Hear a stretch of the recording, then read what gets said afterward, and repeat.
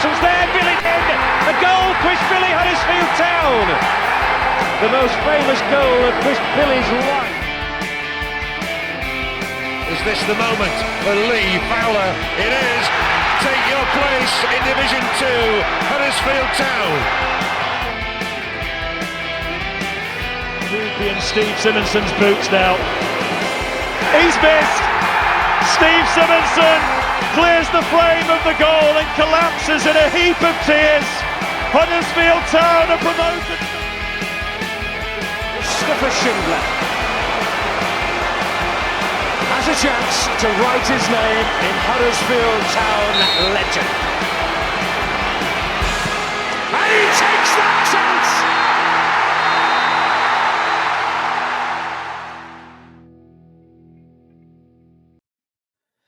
Hello and welcome back to the Andy Takes That Chance podcast. Back in the 90s, 4-4-2 was all they used, you know. Bojan the Scoresman. Bojan will score. Don't act like you don't know. Yes, welcome back. This week in the Battle of the Field Towns, it was the township of Hildred who triumphed over the inhabitants from alongside the River Morn as Huddersfield Town triumphed over Mansfield Town 3-1 for the second time in 3 games. This was, though, the first time Town had won before and after an international break since last October, and it answered a lot of questions that we had in the build-up to the game. And asking the questions this week, I'm Matt Shaw, and joining me we have my partner in crime, Ian Kilroy Silk.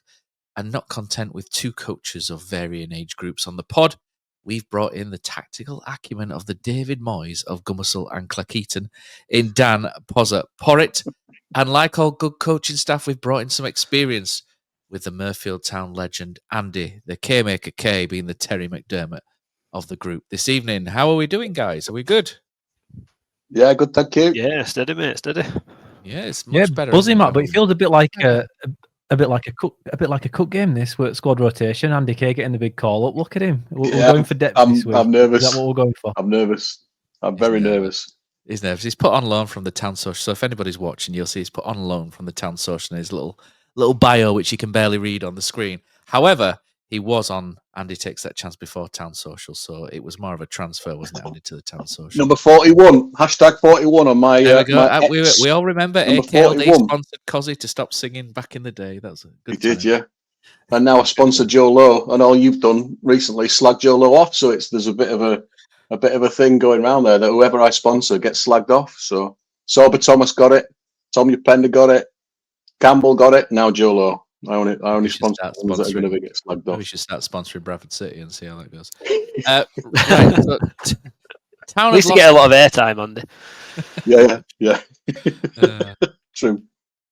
Right, so Town had lost 10 of their last 12 away games going into this one, so we weren't 100% convinced of a win on the drive-in, but we had Balker in the starting lineup today. Well, Lee Grant had him. We didn't on the drive-in, and we thought he might go with Joe Lowe, who ended up not even making the bench today.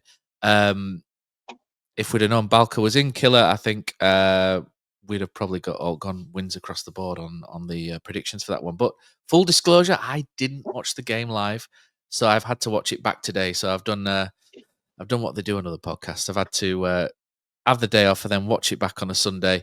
I was away visiting family in Edinburgh, and for anyone who's never been to Edinburgh, go, because it's a fantastic city. And the first thing I noticed of the Mansfield game, though, when watching it back, was the really weird camera angle on iPlayer. If you watch it on iPlayer, it's a bizarre sort of weird sort of like side-on thing, like you're playing some kind of strange angle on FIFA or something. And the second thing I noticed is that Town were really active and hunting the ball from the first whistle. So the press was back. It's an unchanged lineup, so feel free to chat about that, guys, as we go into it. But let's fire straight in, and the best place to start is with the first goal, because Town take the lead in the opening couple of minutes. It comes about because Dion Charles has crocked the midfielder McDonnell. So just before that, he crocks him, and McDonnell limps off a little bit, and Mansfield are actually down to 10 men. Balker then shows some initiative, really, by driving the ball into midfield, and Mansfield don't really know whether to go with him or stand off. And eventually the bloke from Hall and Oates goes to close him down. Balker rinses him like grandma's finest china, and then Charles does the hold-up, pokes it wide. We've got an overlap from Miller past Ruskin. It's a good stand-up ball from Miller, because he usually just smashes it across the box, but this time he's looked up, clipped it to the far post, and there he is, the Serbian Sam and Dennis Bergkamp, and it's a great team, and it's a good team goal, and it's a really good goal because Huddersfield Town are moving Mansfield. You know, Mansfield are down to 10 men. Huddersfield immediately sends blood, and they move Mansfield around, Killer, and which is what I like about this goal. Balker comes out right into midfield, and then also Mansfield don't know whether to sort of go to him, stand off him, and eventually one of them has to go to him, and then him breaking the Mansfield sort of formation, if you like, then just leads to Town getting in behind, and it's a really good goal from our point of view. Mansfield will be frothing because they're down to 10, aren't they? Because they've had a man that's had to go off for a minute. But Killer, that's a really great start, and like I say, Town are straight at them as well from the start, and it's just rewards for the opening first few minutes. Yeah, Cloughy was very upset afterwards with the rule that if a guy goes down injured, he goes off for 45 seconds, because that's obviously when we did score McDonald. He started, I think, for Northern Ireland midweek for his first game against Luxembourg, I believe. Maybe wrong on that one. If I am, I apologise. But this goal is exactly why, Matt, we spoke about it podcast after podcast after podcast, that the defensive unit prior to what we've done the last couple of games just wasn't working. We were so deep, so pedestrian, backwards and sideways everywhere we go. You need to sponsor me as well, Andy, to stop that. But we've changed it. And with Balker and Balker alone, it just shows you why it's so important that your centre-backs are progressive and take part in the attack.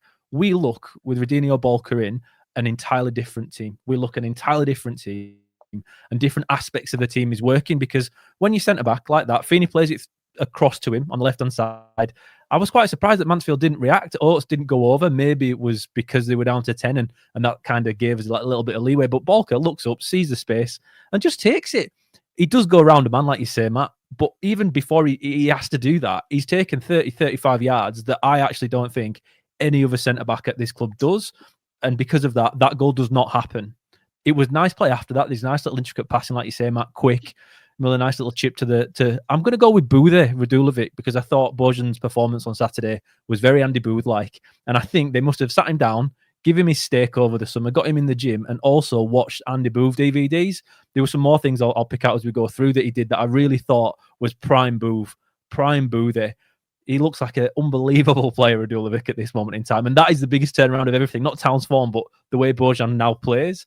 It's a great finish. And although we were miles behind, weren't we, Andy? That obviously, the away fans are at the other end of the pitch, and all the game was down the opposite end. So there was somewhat of a delay when it went in before we all started celebrating. But Matt, I'm with you. The nice football that goes down the middle as well, Matt. Okay, there was a little out ball to Miller, to Ruskin, then to Miller before it came back in. But the majority of the football is right down the middle. We've got guys running across defenders now, taking them away. And I think that's Ben Wiles that we might talk about later on. But there's just movement in loads of different directions, yet the ball went centrally instead of, as we've seen so many times this season, to the fullback, slowly to the winger, and just not forward with pace. We had 6 men in the box when Bojan Radulovic puts it in the net. 6 men. We probably haven't had that at all at any other time this season from a situation where the ball started with a centre-back. It was a fantastic team goal, and long may that kind of football continue. Andy, you're probably the only one who gets my my Hall and Oates reference there with the midfielder who has his like fluffy hair and his moustache going across for Mansfield. Yeah, 100% Hall and Oates. Yep, John Oates. Some great songs, didn't they, back in the day? But it's a great start, isn't it? And then you're obviously behind the goal in the away end, and everyone's going a little bit crazy after a few seconds when they've realised it in. But it's so much easier, isn't it, to sort of get on, when recent away games, like I say, we've lost 10 out of 12. A lot of recent games have been a bit of a chore to go to, haven't they? And it's difficult. And you turn up and you're not always in the frame of mind where you're excited and you want to get behind the team. But you see them coming out of the traps like that, and you see them get that early goal. And all of a sudden, as a fan, you've got an extra baritone to your voice, you've got extra decibel levels to your voice, and everything just all of a sudden just makes the day so much better. And it doesn't really matter what happens afterwards. It's that start which is so important, isn't it, as an away fan, to get right behind the team and to sort of like push them on. And it's been a while, hasn't it, since we've started like that, and away from home especially. And to sort of get at them like that was just the perfect way to combat the game. Yeah, I'm gonna sort of slightly disagree, because I didn't think we started that well. Yes, we were 1-0 up after 5 minutes, but the first 4 minutes, I thought Mansfield that first goal was completely against the run of play, and I thought Mansfield had looked well organised and were in sort of a good position really. I was also grumpy about the fact that Cozzy was there and he blanked me for the entire game, despite being just one row in front of me. So Cozzy, I'll be watching out for thee next time. But yeah, I think after that we had sort of 12 minutes of absolute genius. But I wasn't that happy with the way that we started. We seemed a little bit tepid. We were good enough because, frankly, Mansfield they couldn't put two passes together after about 5 or 10 minutes. It was weird that when the goal went in, because it looks like it is a belting goal, but we couldn't really tell from what had happened. And then they all sort of wheeled off and started celebrating with each other. Oh, they must have done that goal thing that we've heard of that we don't do very often away from home.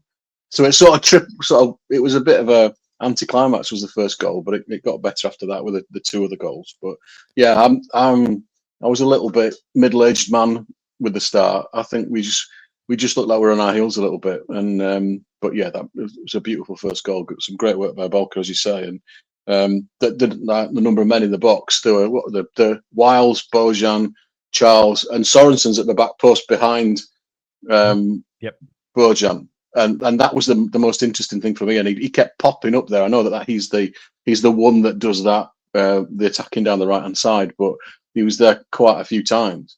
And yeah, it was an okay start. And if we're going to go 1-0 up after 5 minutes, fair enough. But I think I'm just grumpy old man mode. I thought we could have been a little bit better. We didn't get hold of it as much as I wanted us to. Yeah, miserable old son of a gun. Right, Poz, you've just put your Christmas tree up today, haven't you? You just put your Christmas tree up. So just full disclosure, it's 23rd of November. You've put your tree up. Listen. What's going on here? We had a chat. It's not up. It's not up. We bought it. We were going to go up, but it ain't up. So he's giving into group chat, Matt. He's giving into takes that chance. Group chat. I'm sticking my ground here, Matt. I'm sticking to my guns. I would say December, and that's what we're sticking with. Plus, Mrs. can't get stuff out of garage, so unless I decide it's happening, it's not. That's basically it. So it's up to you to get the stuff out of the garage. That's I get it out. She puts it. That's how it works. Fair enough. What was your sort of view of the game then? I don't know if you were there. I don't think you went to the game, did you? Because I saw that you were messaging. No, mate. I were succumbed to a Christmas market in Halifax, unfortunately. So I didn't go down to the game, but. Christmas in this house, mate! I tell you, it does me head in. The tree's not up, but the market's. The market was there. I had a lovely donut, so it were a consolation for not seeing a 3-1 away win. One of them, one that you don't go to. You look at your phone 20 minutes in and we're 3-0 up, and you sat there thinking, bloody hell. I turned to our lad who was only 11. I said, look at that, we should be there. We should have gone. He went, yeah, but if we'd have gone down, we'd have lost, wouldn't we? So it's probably a good job we didn't. So he knows he's wise before. I think his words were something like it's either life or death in it. It's either really good or really bad. And I thought, 11, mate, yeah, you figured it out. It's pretty much that. So no, mate. Some of us idiots over 40 years to exactly. And we figure it out. We still keep going, don't we? So no, I didn't see much of it, but obviously watched the highlights and watched it back. And yeah, that first goal were decent. It was just nice to see an unchanged side. I thought I dare say that we've not done any research on this, but I dare say that's the first time this season we've managed to put out an unchanged 11. Obviously Balker starting with a massive plus because he's been away on international duty. You're thinking there, do you risk him given his made of glass kind of makeup? Are the hamstrings going to go at any point? And it was good to see that he could start. And I fully agree with Killer. It makes an absolutely massive difference just having someone that can even just stride forward 5 or 10 yards. Because one of the things that I've sort of been critical of Town this season is that the fact that there's such a big gap between midfield and strikers.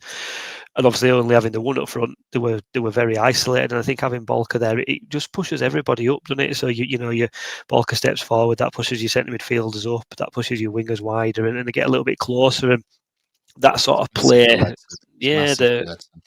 the intricate, quick passing can happen quicker because you've got players in advance of the player receiving it rather than having to wait for him to make a run. So yeah, when I saw it were an unchanged side, I were really pleased with that. And obviously the start, the 5 minutes in, we get a goal. Even if it's against the run of play, it kind of lifts everybody's spirits. And away end are a little bit more noisy, players start playing with a little bit more confidence, and obviously to follow it with a second pretty quickly, and also the third, you sat there thinking it's going to take a lot for this not to be our day. Obviously, being a Town fan, there's still 3-0 up after 20 minutes, you're still thinking there's time for this to go wrong. Yeah. But overall, the start, the high press, the 2 weeks off has probably done us good. I were a little bit concerned after Plymouth that now it's another couple of weeks before we get a game. Sometimes that can go against you, can't it? But given our injuries, a couple of players, bit of downtime, bit of tactical, league rank, getting them in and looking at stuff rather than just trying to, we've got to look at an opposition. You've got a week where there's no opposition, so you can look at different stuff, and it seems to be paying dividends at the moment. We following on from Plymouth, that were a different setup, and very critical of Lee Grant and him not learning, but he's changed it up and he's working. So you got to take your hat off to him for that. So yeah, fair play, mate. Yeah, one hand praises, the other one slags him off. It's just the way football fandom works, isn't it? 100%, yeah, 100%. Yeah, I think you've got, especially with what we do on podcasting and stuff. I think there's no agendas. If it's good, we'll say it's good. If it's rubbish, we'll say it's rubbish. That's the 100%. Yeah. Say what you see, mate. It's like catchphase, isn't it? Say what you see. 5 seconds. Here we go. Yeah, that's much better Mr. Chips doing. Right, so I thought there are a couple of little flashpoints after this. I think Town are really good after that first goal for that spell. Miller has a shot turned away, and Wiles is brilliant here, and there's a real change of dynamic as well in some of the interplay. Goodman punts a goal kick right up the middle of the pitch. We haven't seen that this season, have we? He just kicks the ball up the middle of the pitch. I'll be honest, it goes towards Charles, who gets nowhere near it. It's not a great kick, and Dion Charles is nowhere near it, but Mansfield's McLaughlin then scuffs the ball, and where I think this is great is it goes to Will Evans, and Harness works really hard to get back and make a smart tackle. But at this point, if you watch Ben Wiles, he sprints back 15 yards to get in front of that tackle. So Town are going front and back. It's 4-4-2, Mike Bassett front and back. All this second balls, Poz, all the stuff you love. So they've gone front and back on him, and then as soon as Harness gets that foot in, it falls to Wiles, who can then move away with the ball. And that's what I loved. It's just little things like this, which we weren't doing a couple of weeks ago. So, and then from this point, Ben Wiles then sprints 10, 15 yards back, and then he plays it forward to Charles, who's supporting as well, back on. And whilst Harness makes this smart tackle, it's just the bit where Ben Wiles is running back, and then he makes a 1-2 with Ledson, drives forward, plays it to Charles, and then Town are making these quick interchange passes. It's going, before we were going around that horseshoe, weren't we, Killer? We talked about that horseshoe where you play out to the left wing, and then the left winger goes back, and then it goes sideways, sideways, sideways, forward to the right, then back. It goes in that horseshoe motion. Town are going through the middle at this point, and they've got overlapping players down both sides. Ben Wiles comes in. Sorensen, his fitness levels are crazy out there. He goes on the outside. So you've got a front four effectively with Miller, Bojan, Charles, and Sorensen, and then Wiles has come into that number 10 position to link them.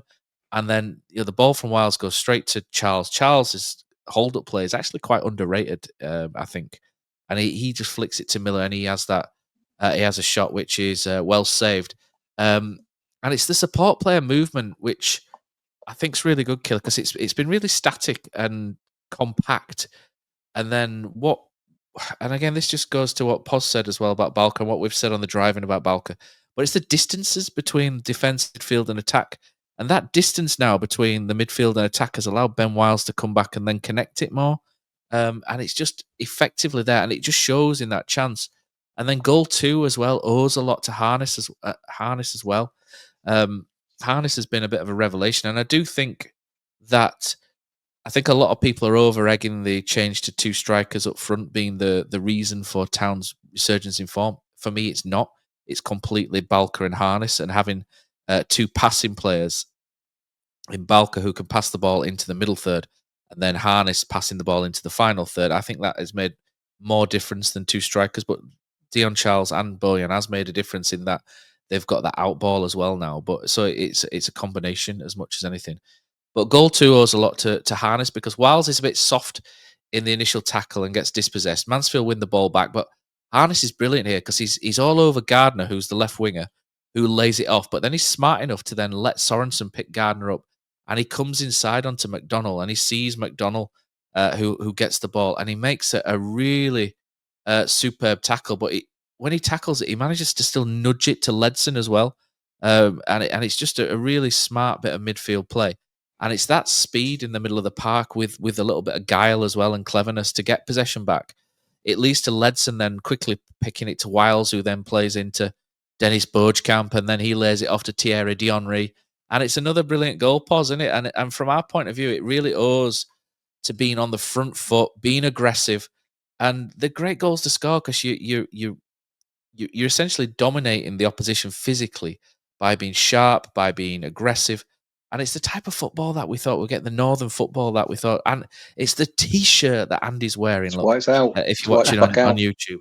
It's just great because it's just smart from Harness. And I think Harness's pace in the middle of the park has been a huge bonus as well over what we've seen maybe. And Herbie Kane's a player I like, but Harness has that speed over him as well, and he's doing a similar sort of role.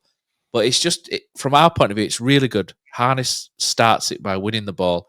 Ledson's quick, Wiles, Bojan, Dion, Charles, and it's just like tick, tick, tick, tick, and it's getting the ball forward centrally, like Killer said as well. Poz. It's just good play from Town, and it's made possible by basically Balker pushing the defence forward, Harness in midfield, and then that out ball with Dion Charles as well that Ben Wiles has found. Yeah, not really much more to add there, Matt. I think you've summed it up pretty brilliantly. I think I've been critical of well, probably everything and everyone this season, but I know after Bradford, I were raging at Harness. I don't think he did himself any favours with anybody that day. Everyone was. He just he was playing. I know he was supposed to be the hook, as you kept telling me on that right hand side to have an overlapping player, but I never really saw that from him. I thought he kind of played in a nothing space. It were almost kind of not quite right wing, but not quite centre midfield, and it was kind of in the channel just inside, wasn't it? And I think by bringing him centrally, he's a lot more involved. I think he's one of those players that needs to be involved. I think I saw him against Burnley pre-season, and I think he played a very similar role there, and it did look quite good. And again, it probably comes down to Lee Grant kind of being new to the squad and just kind of playing around with players maybe, and trying to can we get Herbie Kane in?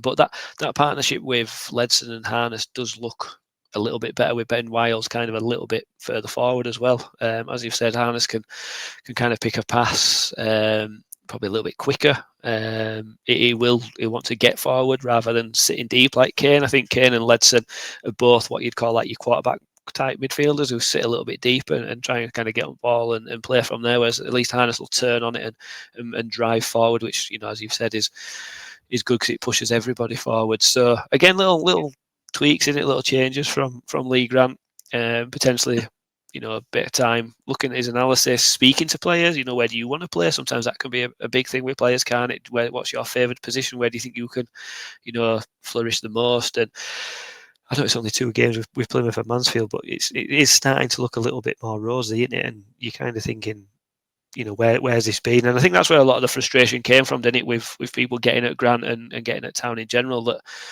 the overall, the way that the league's going, we kind of look at it, I think, with the players that we've got, we could be doing better. And finally, it seems that we've found a system and players playing, in positions that's kind of getting the best out of everybody, which is brilliant. And obviously, long may that continue.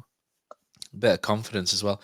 Andy, what do we call this this blossoming partnership then between Dion Charles and Bojan Radulovic?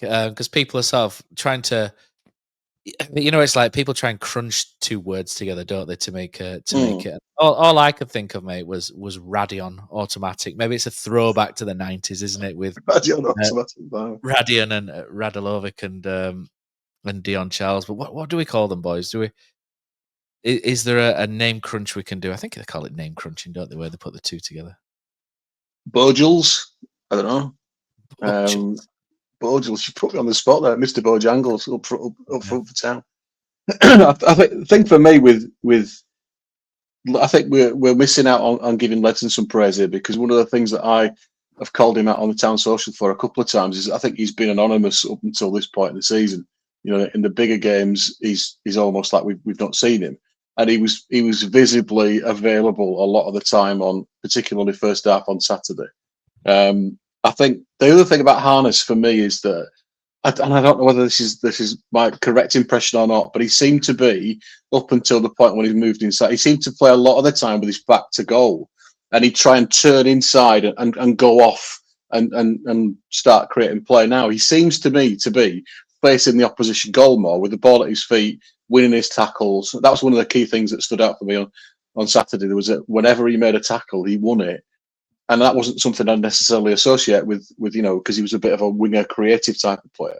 So he's a lot tougher than I guess I gave him credit for. But Ledson's revival, he actually looked like a championship player that had dropped down into League One yesterday. I thought in terms of position, tidying it up, calm under pressure.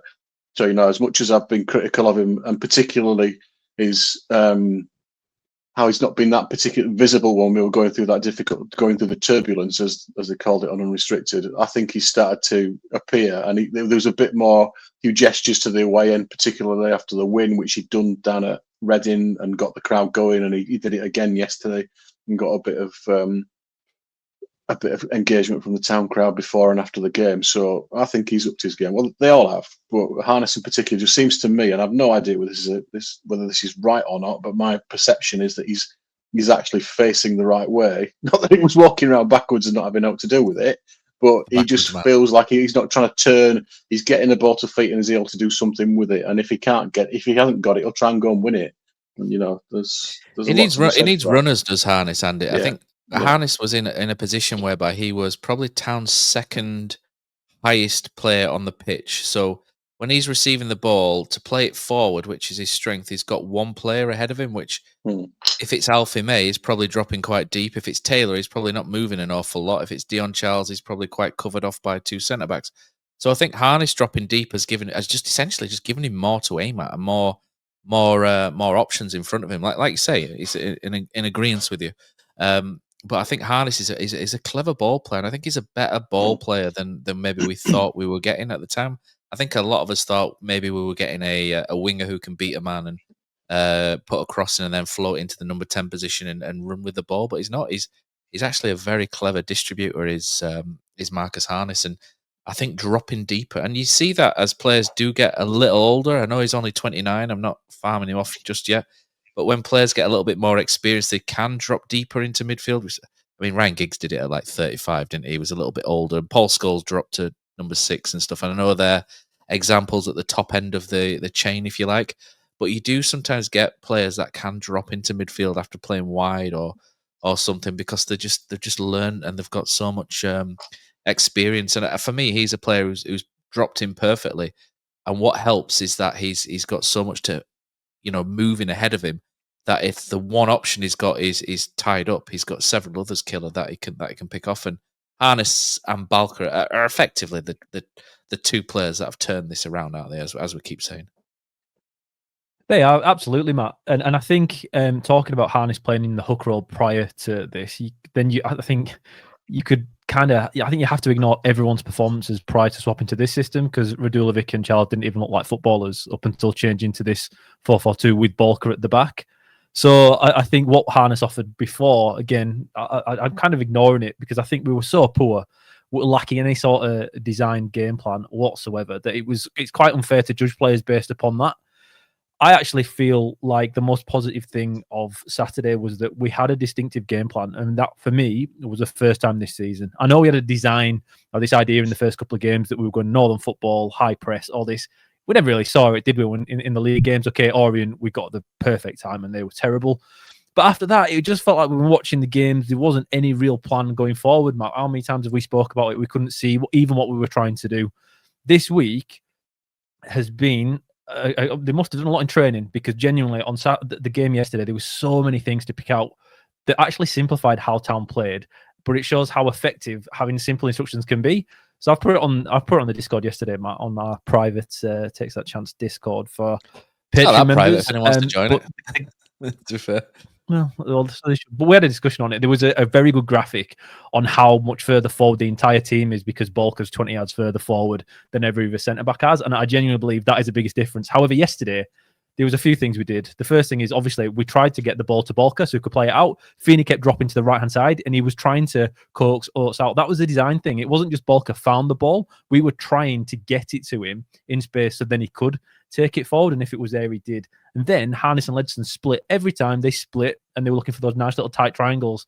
Every time Ledson got it, did anyone notice what he actually tried to do? Every time he got it, when he turned around, what were he doing? They don't pick up on it. They pass it Pinging it to Dion Wiles Charles. every time. Wiles. It was generally Wiles on the run. If you go back through the highlights, 4 or 5 of them, he doesn't even look. He just gets the ball, turns, pings it forward. And I think Charles does it a couple of times as he drops into that 10 roll. Radulovic gets it once as well. But he was just getting it forward straight away down the middle, though, never out wide. I don't know if Ledson actually picked one out wide at all in the game. It was down the middle. But then if there was nothing on, this is the part that really got me most excited. But you're going to have to stick with me here because the third thing was if there was nothing on, the centre-backs, if Balker couldn't take it forward or if he got stuck a little bit midfield, we just pinged it over Mansfield's heads and chased it. We kind of played a little bit more rugby kind of possession, territorial based. And if there was not much on, but you just put into the corners, get your runners after it. And then we're winning throw-ins further up the field. And now this is not League Grant football to me, or it's not what I expected a few weeks ago. And now this is what we spoke about pre-season in that when you've got a manager that's never managed before, it's not how he starts. It's not how he plans to play in the first game. It's what he can do when things aren't going right, if he has the ability to adjust, because all good League One managers that have been here for so long adjust, just like Mansfield did do eventually. But that's what makes a manager successful at this level. And we didn't know if Lee Grant had it. From what we saw yesterday at Mansfield, it wasn't just Town turned up, everything went right, and we won on the back of that. For me, looking at it, there was actually a distinctive game plan we can pick out. We can see what they were trying to do, and it was working. And that's why I think the atmosphere was better from 5 minutes in.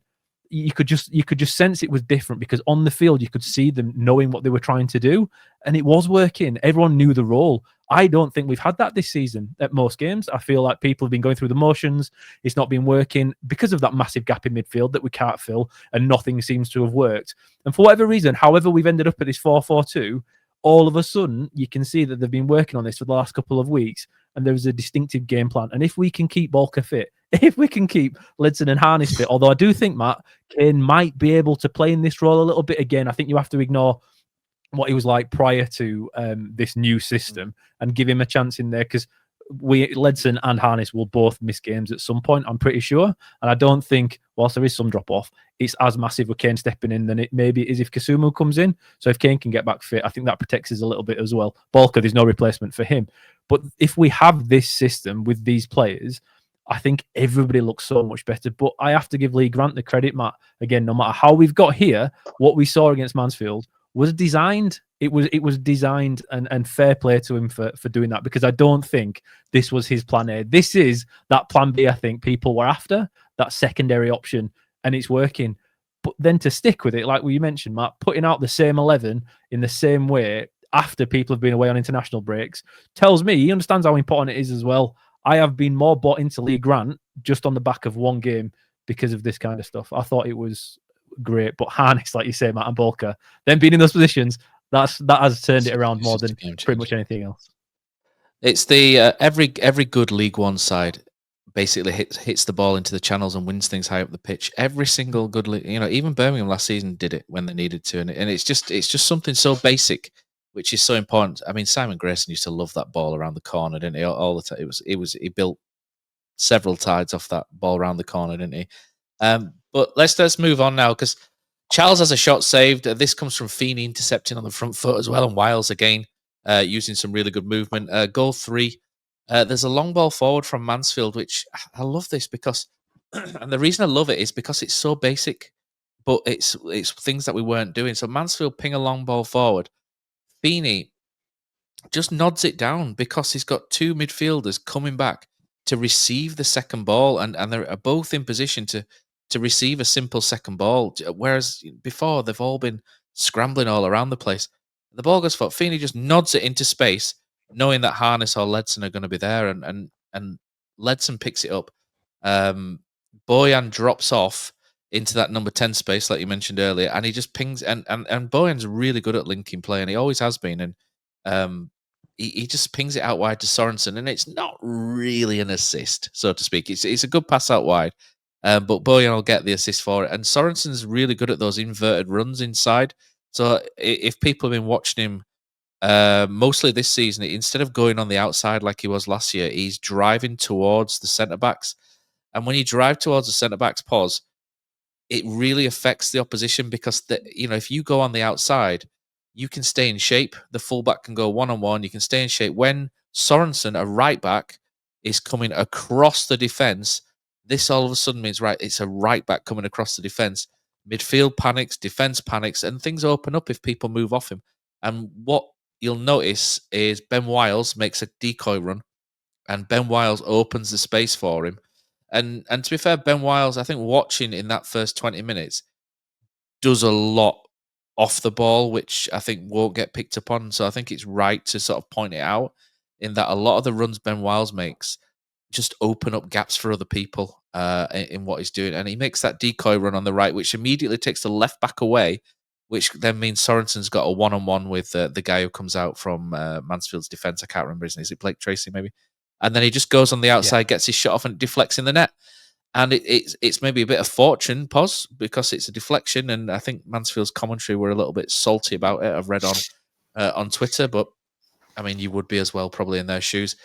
But it's just, again, it's just basic stuff that Town are now doing, which maybe they weren't. Just like a decoy run, and then just driving at the heart of defence from wide at right back. And as a centre back, that it's so hard to defend against when people move laterally across the pitch with the ball. Yeah, you did right, mate. Because you don't know where to go with them. You don't know where to stick with your man. Do you mark the gap? Because you see so many times that run across and then a little outside of the football to a diagonal run coming in. So it is difficult to defend against. And I think the fact that Sorensen's even in that position, kind of edge at box with a shooting chance, tells you everything you need to know about the kind of attitude that we've adopted. Certainly on Saturday, and that's get up the field. Get up the field as quick as we can and cause problems. And yeah, it took a deflection, but you know what?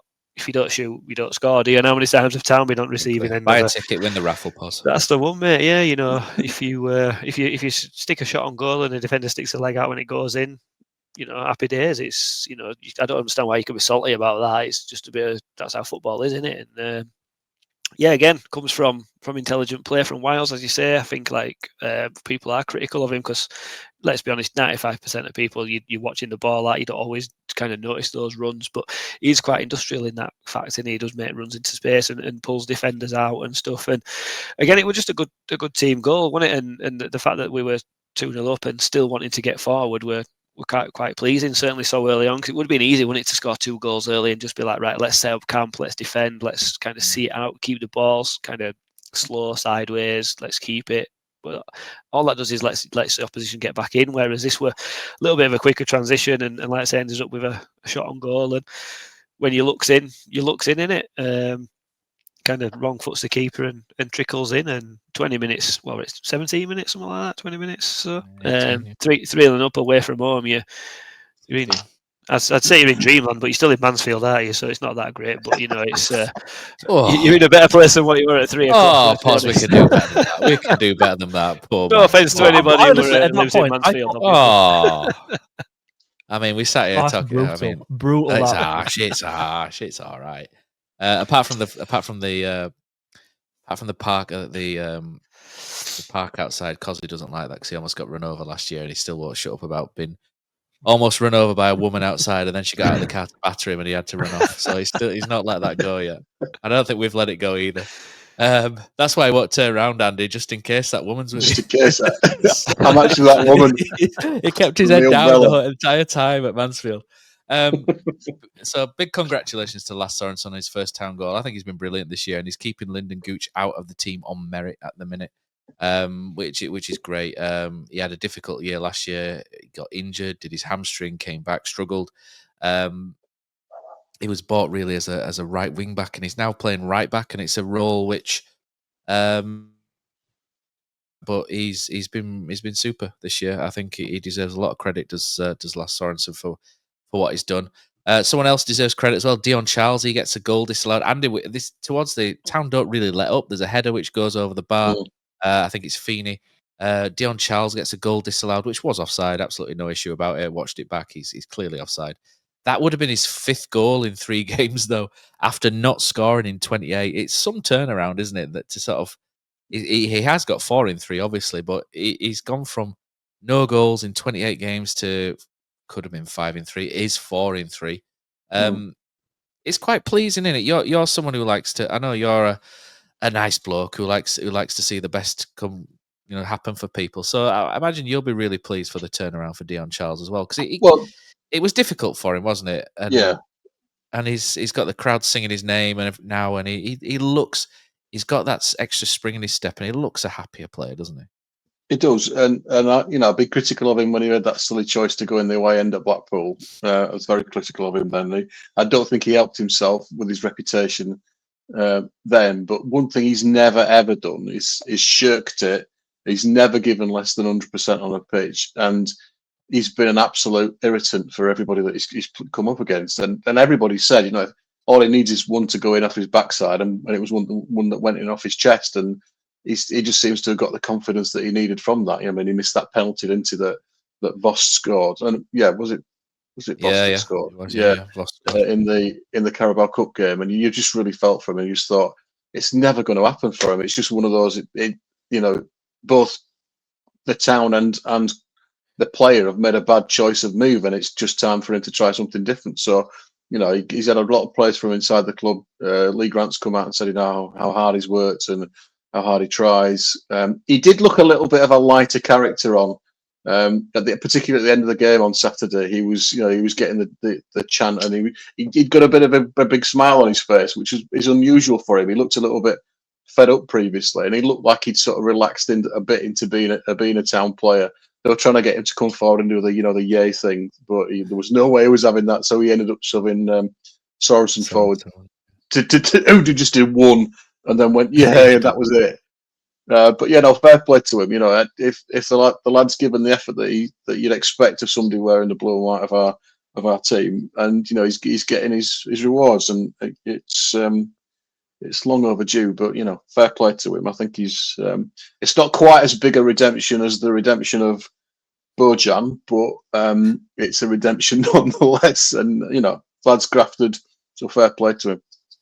Absolutely. I think, just to pop in on Charles, I think it was one of those, that you get the comments from town fans that there's something there.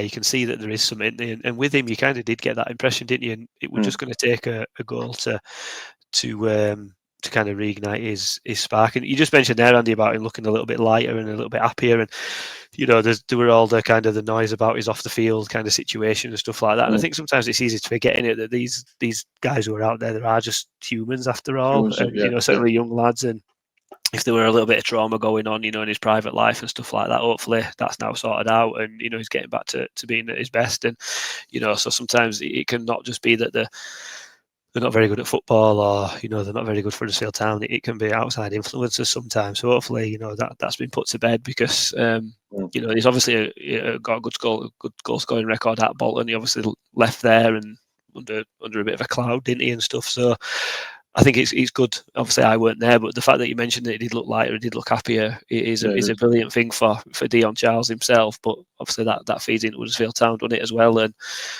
long may that continue. Absolutely. So we'll go into the second half. We've been going on for 42 minutes of that first half, so I think the second half will be probably a little bit less killer. So basically, the tempo decreases, doesn't it, second half? And I think this is by design. Town have got. We mentioned in the drive-in, didn't we, that Town had 7 games in 22 days, effectively. This was game 1. Town have got to manage the workload as well. I think the whole entire thing was by design. Town have come out to try and blow Mansfield away early and then kind of sit off and try and save some legs. And again, it shows Lee Grant's learning, I think. I know people have paid 28 quid for a ticket. They want to be entertained, and they want, you want 90 minutes of, adrenaline and action and what have you. But I think in the greater scheme and the bigger picture, etc., I think it was a smart thing to do. I know Town have ended up losing the second half effectively, which no one really cares about, but it seems to be a very clear and almost a Carlos Corberán style thing. And do you know what? David Wagner used to do this as well. he knew we had the smallest squad or a small squad in 2016-17. So Town would get 1-0 up away from home or at home. And then they would just use the ball to wear down the opposition. Very similar to what Barcelona used to do in sort of like 2008, 9, 10. They would rest on the ball, so to speak. And Town basically just tried to keep Mansfield arm's length, make sure that they didn't do anything silly, and just see the game out. And apart from one error by Josh Feeney, which I'm not going to harangue Josh Feeney for, because I think he's been brilliant since he signed, so I'm quite happy to look the other way on that one. He's a young defender, will make mistakes. I'm much happier that he made a mistake at 3-0 Huddersfield Town rather than 1-0 the other way. So happy to look the other way, but as much as that spell in the first half was really good, this was good in a different way, and it shows it just shows a maturity as well in the way that we've approached things, Killer, I think. Yeah, absolutely. In the first half, Mansfield adjusted at 3-0. They changed their system to try and stop the rot. And whilst we were fantastic for 20 minutes, I think the second 25 minutes in that first half, we were very good, maybe. We had the odd chance here and there, but the first 20 minutes especially was pretty phenomenal. And when you're looking back at the highlights, most of it is very front-loaded. Honestly, it felt like the longest half of football I've ever seen. 3-0 up, Matt. I don't know where the scoreboard was. Andy, did you find the scoreboard anywhere? No, did you work out where the time was? No, it should have been to the left, but bottom left. Bottom left hand. I think it's bottom left hand, isn't it? Where the Mansfield scoreboard. Wasn't switched on. It went on. Yeah, so you didn't know how long left. Honestly, it went on forever. But anyway, they adjusted it, and the kind of by the time 35 minutes had gone in the first half, Town took a little bit off the gas, and then in that second half, like you say, Matt, so many games in so many days with so few players that are so influential for us. You've got to keep them fit. We just kind of sat back a bit and just took it a little bit easy, but it never felt like we were in trouble either, which is the biggest positive for me. Like you say, Matt, it is Lee Grant learning, and I kind of sat there content. We were just waiting for full time, to be honest, in that second half. Although at 3-0, honestly, I thought we went for a 17-0 win. We were so dominant. It just felt like every time we went forward, we were going to score a goal. It was just like it was like Leighton Orient all over again, where you like think we're going to win this league. This is ours. HMS Pistol, Carmichael, Dave were cracking on. We were all in it together at that point. I know it's taken a few steps back, but 3 goals in against Mansfield, we're in. Now we're on board again. But no, this is professional football. This is League One football for you. Things change. You have to adapt, and you have to read the situation, look at the bigger picture. We're only 15 games in, which again is mental, isn't it? We've still got 31 league games left of this season. Honestly, it's aged this season. 5,000 signed, sealed, delivered that we had to do over the summer because we brought in 58 million centre backs. Honestly, it feels like it's April in my head, but here we are only in November, and Poz has already got his Christmas tree up. But they adjusted, and that was fine, because I still think you have Poz. I think you're giving in here. I feel like it's not up, mate. In fact, where are we? Yeah. Hang on. What's that tree? Hang on a minute. I don't buy it. It's there. Look. Yeah. The box is still there. Hang on. It's behind. You're like a lad who's got more than one tree. I'll be totally 7 foot Newport tree. Newport County tree, apparently. No, Mansfield adjusted in the second half.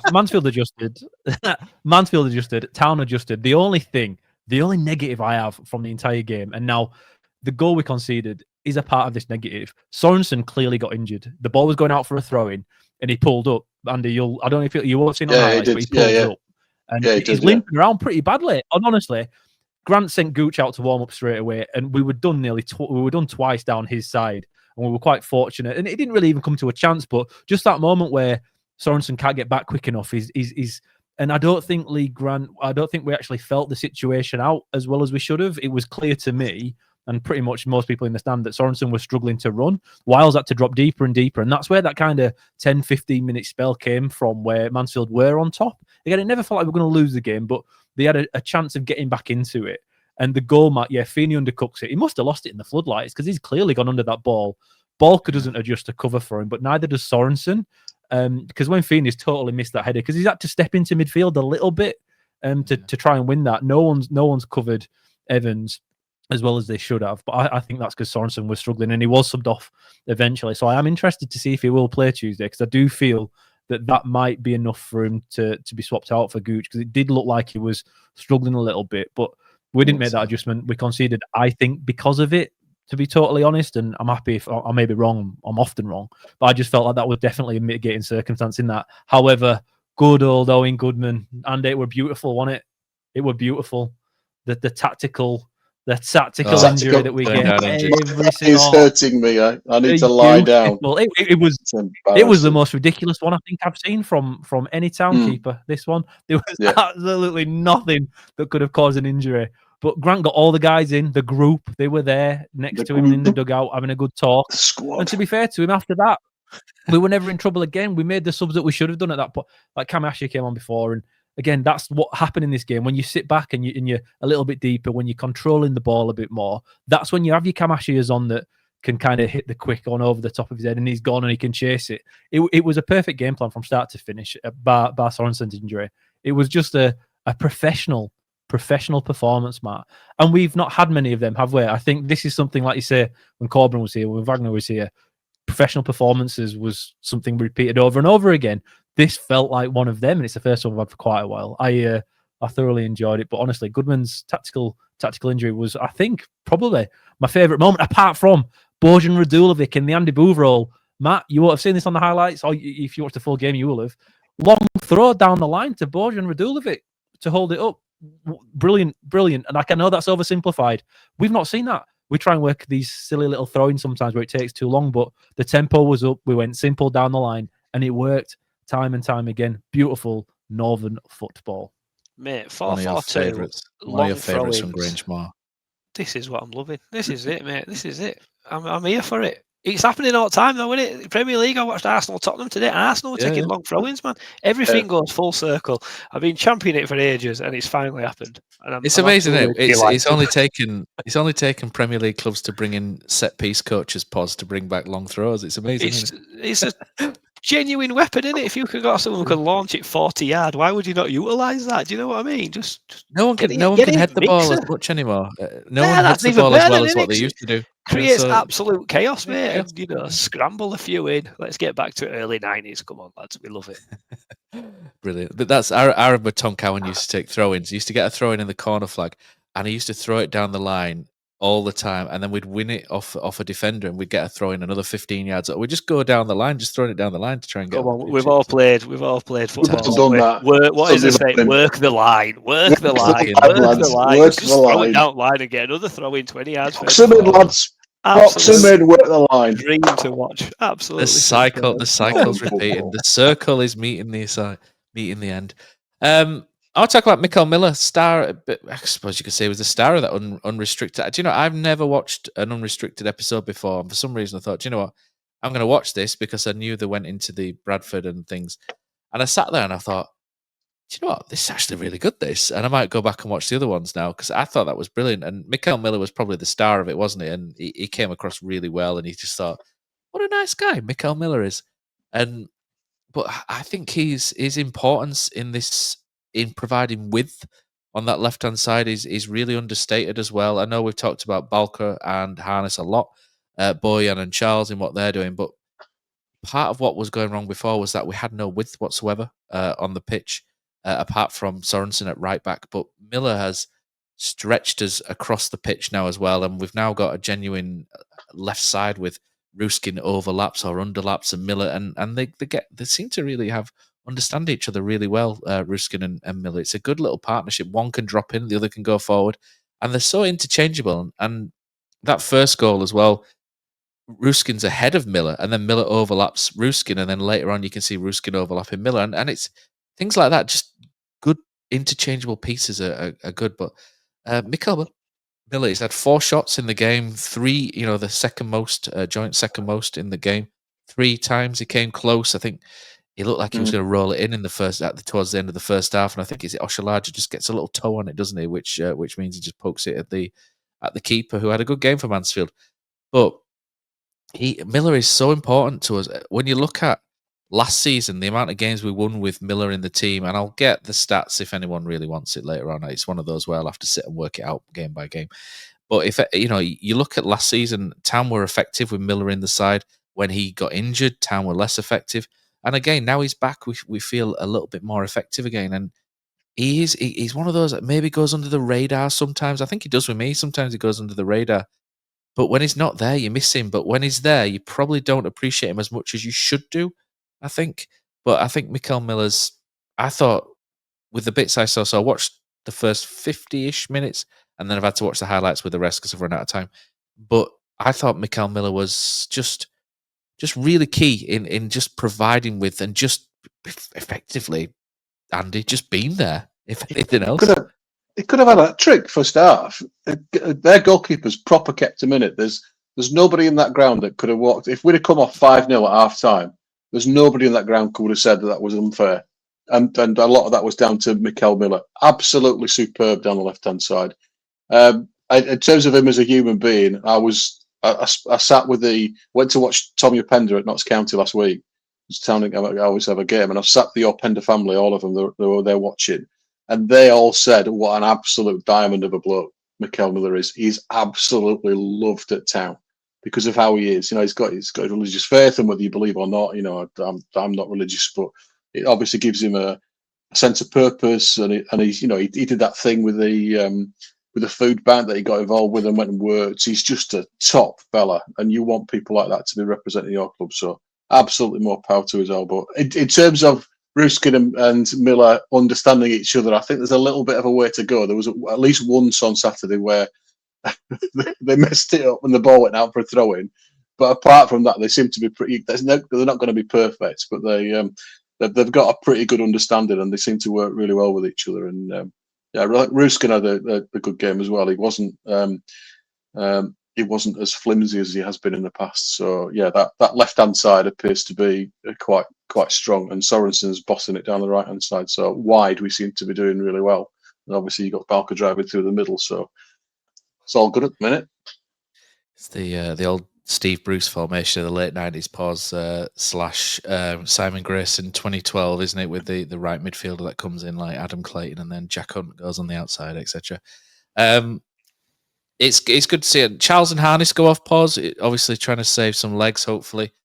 And then Anthony Evans comes back, and this is the first time he's, as they said on commentary, this is the first time we've seen Anthony Evans since he was playing with young boys, which is literally what they said on the commentary, because the last time he played was against Young Boys Burn. Let's clarify that before we move on any further. And he looked good. He looked all right, didn't he? He's from the bits I've seen, I think he gave a foul away, didn't he? Which he may have been booked for. I think I'll double check that in a second. But he looked like he looks like he is one of those that could also step into that role which Killer mentioned earlier. The Herbie K. If Marcus Harness needs time out of the side, Anthony Evans can drop in because he's got a good frame on him. In terms of midfield, he's difficult to get off the ball. He's a decent ball player. He does try and overcomplicate things, I think, sometimes, or he did do last year in the Michael Duff side. But I think if things are going well and you're so well drilled like Town were on the day, I think he fits in and he wraps around and does what he's supposed to do. But it's good to have options, Poz. And I, being the loser that I am, I'm keeping the spreadsheet of Town's injuries because I'll probably do another article like I did at the end of last season. But when I went through Town's injuries on Saturday, so against Mansfield in the Virtue Trophy, we had 12 players missing through injury, which was down to 9 by Plymouth. And then it's 7 against Mansfield, which is the lowest it's been since we played Bradford away, which was also 7 at the start of September, wasn't it? So Town, so people are coming back, and thankfully Evans is one of them, and that's the first game. And I think there's different things Evans can do in that team, Poz. Yeah, obviously we've not seen much of him, this season for obvious reasons. But last, when he played under Duff, they did look like he were a decent player. And Killer touched on it earlier. Sometimes you can't always judge a player because systems and other players don't always bring the best out of him and stuff. But it's nice to have that option in it. It's nice to have another player available, and I think that's really important coming up to the, certainly the busy Christmas period over the next 6 to 8 weeks or so. Obviously, we've had quite a few games in a short space of time already, but certainly over Christmas, obviously they come thick and fast. And it's like 5 games in X amount of days or whatever it is. So, you look to your bench now and you see players like Anthony Evans in, and I dare say, he would get into a starting 11 of most teams in this league, and obviously you've got Alfie May sat there, you've got people like Joe Taylor sat there as well, and I think that it's really important. And I know early on we talked about we were winning games with changes made from the bench. They weren't always tactical changes, they were just kind of player for player changes. However, our bench seemed to be stronger than most, and that's kind of what got us through it. We weren't so much that Lee Grant had changed anything tactically. It was just that we were lucky enough to be able to bring on players of better quality than the opposition, and it kind of saw us through games without really changing stuff. So, again, injuries played a big part in that kind of, that kind of demise. That Lee Grant had to navigate that. And coming into that period, having that chance to rotate can only be a good thing. Obviously, we're looking at his league status, and I think if we win on Tuesday night, I think we can go second ridiculously. As bad as we've been, which just kind of shows the league. Everyone could beat everyone. I know Peterborough beat Stockport, didn't they? They were 3-0 on Friday night. Peterborough brought them, and Stockport, I think, might have been second or third or something like that. So it's one of those leagues, isn't it, where anybody can beat anybody. And if we've got a better squad, certainly on paper, than most, it puts us in good stead to put a bit of a charge together. And we'll have another blip, and we'll go a few games without a win, no doubt. But you're thinking as a glass half full. If you can be in and around that in the top six with even maybe 7 or 8 games to go, and just put a little run together, then you're always in a chance with automatic promotion. And having players like Evans available again is going to be brilliant for us. Obviously, we've still got 7 out. I'm not quite sure how many of those are long term, short term, or whatever. Matt, you'll know better than I will. But it's kind of feeling, and Killer touched on it earlier, the positivity of winning 2 games in a row and seeing us look like a team and look like we've got a plan. It's kind of what we've been looking for the past 2 months, really, and it just something to hang your hat on, isn't it? It's we've got a chance now. There's been a bit of if we can do this and if we can do that, and maybe we could try that, and maybe we could try that. And it seems that we've kind of was now doing that, and it's now not if we can do it, it's if we can continue to do it and carry on playing like that. Because, like you say, 31 games to go is ridiculous. This season seems to be going on forever for some reason. I don't really know if it's because of international breaks, or we've played Virtue Trophy Cup games and League Cup games and stuff like that. But we seem to have played a lot of games, but not many in league, which is kind of a strange feeling, isn't it? So 30 games to go, obviously quite a lot of points at stake. If we can keep it up, like I say, then we're going to be there or thereabouts, aren't we? Sorry, just to recap on that, Poz. 6 players injured. Sorry, not 7. I incorrectly put Joe Lowe, I think, as injured because he didn't play, but he was on the bus and walked out, so I presume he was available for selection. So I'll remove that. He was on the bench. He was on the bench.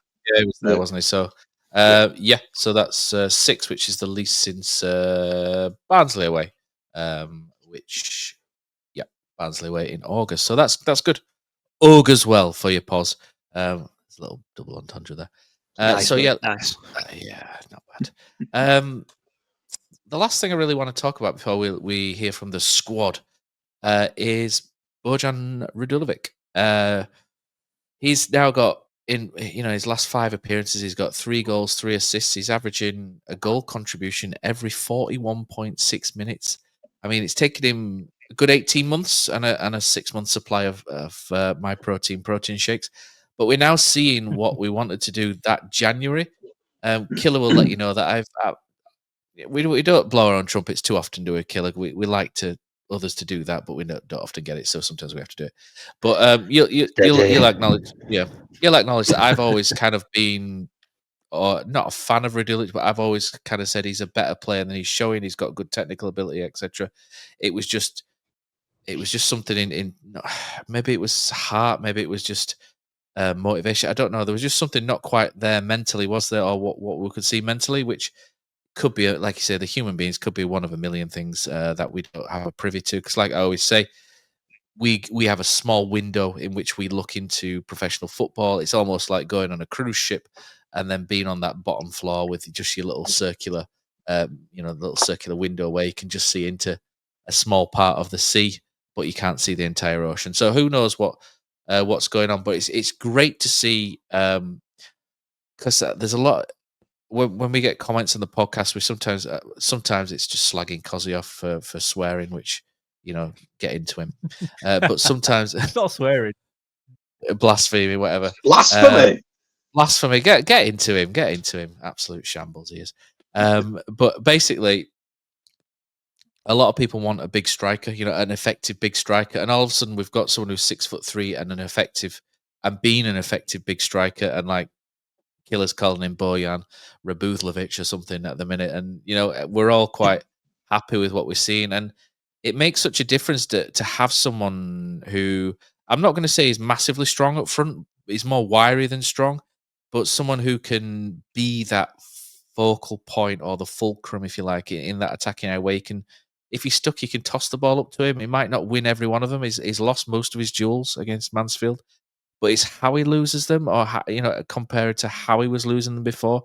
He's losing them now by battling, and the ball's kind of like spinning off in other areas rather than the opposition winning the ball cleanly. They're not winning the ball cleanly against him anymore, and he's just very effective at just linking play, and he just looks at it. And long may this continue, because it's been a running joke on the Discord where I think Lee Morris has probably always sarcastically gone, "Oh, there's a player in there with Bojan Radulovic, etc."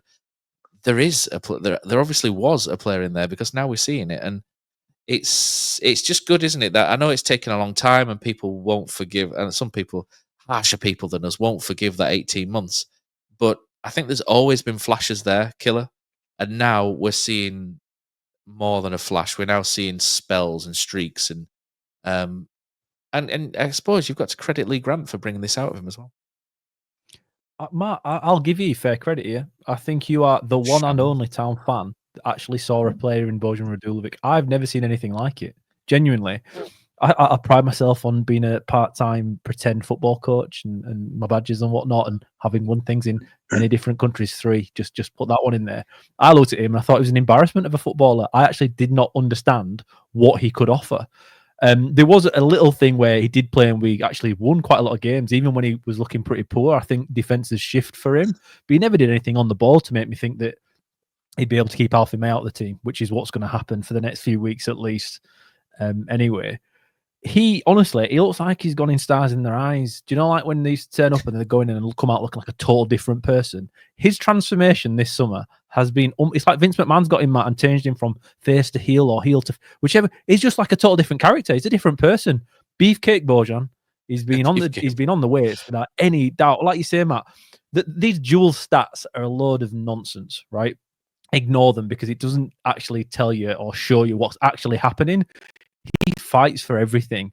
He fights and scraps, and yeah, he might not quite get the clean header on it, but he does enough so the defender heads it straight to Harness or into a second ball duel there that Ledson might pick up. Like, he's just doing so much more. Like I say, when you working the line, which honestly gets fans more excited than as excited as a goal, I think, or maybe just a little bit below. Honestly, winning 3, these are all better than winning 3 throw-ins in a row and moving 30 yards up the field. You might lose it after that, but if you can just do it a few times, it really amps the atmosphere up. And Bojan Radulovic is a big part of why we're doing these kind of things now. He is a changed man. He's a changed man, and he's made me a changed man, because now I have hope and now I have belief that when players come in and it doesn't work first time round, and Matt, it must be culture shock. It must be. It can't be much else, can it? Like, he was so much further away from being a professional footballer than I've ever seen anybody come in. Having seen again the videotape in Dutch barns, Icelandic barns, or Finnish. Wherever it was where he was playing before during COVID. Finland indoor training facilities for games throughout the COVID period, to when he turned up with us and he looked like he couldn't play football whatsoever, to in one summer turning into the player that he is now. Only you, Matt, and I'll never credit you as much as I've done in this, so enjoy this. Maybe record it, clip it, and if anything, if we ever have a big award ceremony or a big testimonial effectively for being on the podcast for so long, this is probably the nicest I'll ever be to you. So yes, Matt, you are the one and only Bojan Radulovic. There is a player in there, award winner for me. There we go. Can I just tell you that's not correct? Because I've just searched back through the WhatsApp group for the town social, and I'll draw your attention to a post from my good self on the 19th of July. We're never going to be gas, was it, Andy? He scored against Greta, and I said he was on his way back, and then he proceeded then not to have anything to do. Yeah, well, do you know what I said in pre-season this year? what I said? Fred Ladapo was the best striker we had throughout pre-season. Looked like a change man. But I'm just going to be quiet for the rest of this episode. Oh dear. Speaking of stars in their eyes, just don't Google Matt Shaw stars in their eyes, because I got stick for this for years. But anyway, what we'll do, well, you give you a chance to do that. What we're going to do whilst we have a chance to do that. You and me both, Andy. I know. We're going to go to the Squadlings of the Andy Takes That Chance squad, and we've got 10 minutes of voice notes for us to get our teeth into, starting with the bear. Hello. There is no one here to take your call, so for your convenience, we have answered it automatically. Now don't hang up. When you hear the tone, leave your name and a brief message, and we will contact you upon our return. Now then, guys, it's Cozzy here. I've been asked to only talk for 2 minutes. This is going to be difficult for me. But yeah, what a great day at Mansfield yesterday. The cheeseburger, incredible. Honestly, it's one of the best in football there. But yeah, let's talk some football. Let's talk some ball. That's what they say, don't they, that ball league. Let's talk some ball. How good were we? I couldn't believe it. I went there pretty pessimistic, to be honest with you. Telling everyone in the pub that I didn't think we were going to win. Obviously saw the lineup and it looked obviously unchanged in the 4-4-2 as well. And to be honest with you, them first 6-7 minutes, Mansfield started well. I know it was referenced yesterday in the interview with the gaffer, but I text friend of the pod, Josh, just saying they're not all over us, but they're much the better side. And then all of a sudden, boom, Bojan at the back post. Absolutely fantastic. The thing that caught the eye for me was just Balker just bringing the ball out so good. We were doing things so much faster, so much quicker, and we were great to watch, ripping them, down the side, especially where Mickel Miller was, and carving them open. We should have had a lot more. It was incredible, really. 3 up in 15 minutes. I had to check FootMob app just to see if I wasn't seeing things, and yeah, really good. I thought Dion Charles, obviously I've been a big fan of his for many months now, but I thought he was outstanding. Such a pest, a pain to mark. He was tugging on people. He were kind of, being a real bastard, shall we say, and I think we missed that. I thought Bojan just carried on being fantastic. And yeah, typical Town, obviously they get one back in the second half, but never felt threatened, and I thought we kind of saw the game out well, and ahead of this tough period, absolutely massive result. I thought support was good behind the team. It always helps, doesn't it, an early goal in a game. Yeah, and I thought they were really good. And yeah, from being at Bolton where Grant were told to F off, he came over and it was Lee Grant's Barmy Army, so more of that. And let's see what Tuesday brings down at Luton. Cosmala, under 2 minutes, over and out. Good afternoon, John McNamara here. Ferishale Tushkart Iran, which means apparently Northern Ireland's most handsome man, if I pronounce that right. Brackets, I haven't. Anyway, just touching base about Town's fantastic 3-1 win over Mansfield yesterday. Wow, just completely shocking to be able to watch a Town performance and be broadly happy with everything that I saw. Obviously, there was that normal frustration that you get whenever you're watching a football match and one team races into an early lead. You get really, really frustrated that they don't capitalise on it and they just leave it at the 3. So when Lasse Sorensen scored Town's third, obviously I was hoping for a 4th, a 5th, a 6th and a 7th. But, you can't really complain about that, can you, to be perfectly honest? It was a magnificent half an hour's football from Huddersfield Town. Some of the football that we played in that period was absolutely fantastic. The one-touch football, the attacking football, I think it's just fantastic that Lee Grant's finally changed his system and we're playing to our strengths rather than overcomplicating things. I think we were overcomplicating things earlier in the season. Obviously, there is an air of cautiousness to what's going on at the moment. I feel that the performances, whilst they have been broadly encouraging, are perhaps built on the performances of one or two players that may not be able to last the course of the season when it comes to injuries. I'm referring to Radinho, Balker and Mickel Miller there. And then there is an element of grasping at sand, looking at the performances of Dion Charles and Bojan Radulovic. Obviously, it's fantastic to see them doing so well, but how long can that last? I don't know. Maybe this is just my internal pessimist speaking, but yeah, there's not too much more to say. I know I've rambled on for 2 minutes, but there's not too much more to say. Fantastic performance, fantastic 3 points, and long may it continue. And as ever, Nargle out. Jimmy Islip here, reflecting on another 3-1 win for Town, and I'm in a very good mood. I think the main positive for me is that we've signed all these players who've shown glimpses and little bits, and we've kind of all thought that this team has potential, particularly with a lot of players stepping down from playing in a higher division, but. Until the last few weeks, they've only shown it in glimpses or not at all. And I think we've just put together a first half of real quality. And it makes me really excited for the next few games. And hopefully, with some players coming back from injury, Grant can manage that, integrate them into this system, which seems to be working really well. And up the Town.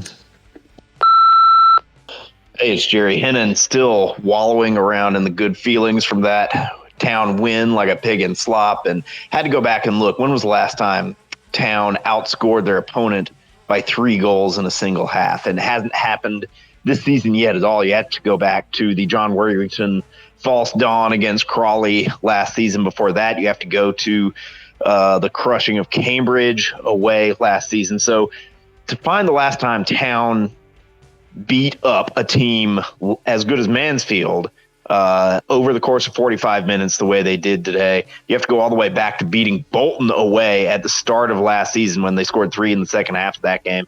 So it's been a while. And I think that starts with the Ledson Harness pairing. I don't know why, really, bringing Marcus Harness in has now made Ryan Ledson the player we all thought we got when he signed over the summer. But these last 2 games against Plymouth and now against Mansfield have been the best that Ryan Ledson has looked all season. And I think, knock on wood, touch wood, right?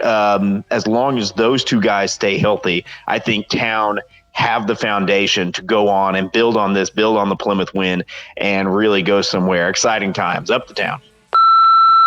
Hi, Neil here. Game yesterday, obviously very happy. Long may it continue. I don't think I've got anything else to say, really. The boys up front seem to do their bit. Balker's a revelation.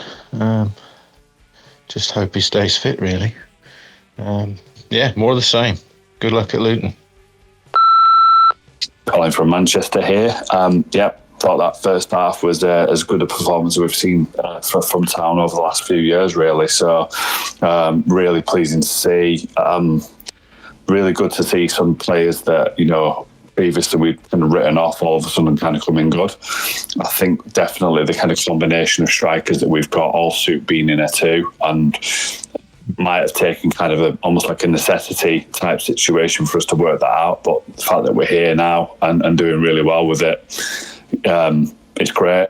Onwards and upwards from here. I think Tuesday is going to be a difficult test. There's clearly some talent in the squad at Luton, but I think they're kind of struggling to culturally reset off back-to-back relegations.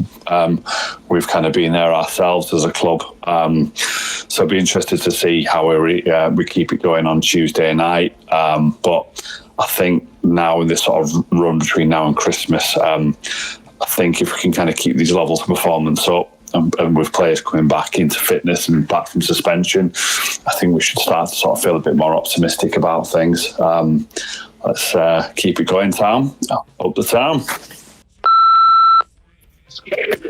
Morning, Town fans. Dean here. Dean Smith, not that Dean Smith, blah, blah, blah, blah. Really nice to have a game 10 minutes from our own house. I'd just like to make a point that Mansfield isn't a shithole, as the crowd sang all match. It's really nice on the outskirts where I live. Went into the marquee pre-match, which was lovely and warm and had a great atmosphere. Bumped into a load of familiar faces, but they were all Stags fans. But that kind of happens when you live around here for the last 20 years. That first half was exhilarating. Best I've seen us play in 5 years. Watching my son's mates who have just hammered him for the last week on text message. watching them walk out after the third goal went in was really nice to see. Second half, again, worryingly, we just sat back. Maybe we were saving legs, I'm not too sure. Nice to see Evans back. I thought he came on, made a real difference and looked really sharp. I will leave you with what my Stag supporting mate said about Bojan. He said, proper number 10, takes the ball into feet well and links the play. He was superb. Not just a big lump, but technically really good. Maybe Cartwright wasn't too bad after all. The mailbox is full and cannot accept any messages at this time. Goodbye. Right. I suppose you've had a good 10 minutes there to Google that, Andy. Are you looking very, very carefully at the screen and looking very confused as to what's in front of you? I haven't found it yet. The very best of Meatloaf. That's it, yeah. Matt Shaw is Meatloaf is what you'll find. And there's a guy from somewhere in Lancashire who went on Stars in Their Eyes called Matt Shaw as Meatloaf, and he was bloody good. And for a little while someone kept calling me Meatloaf. But there we go. So he's Matt Shaw is Meatloaf. So yeah, it used to say on his website, Matt Shaw is Meatloaf, and I used to get sent that quite a lot.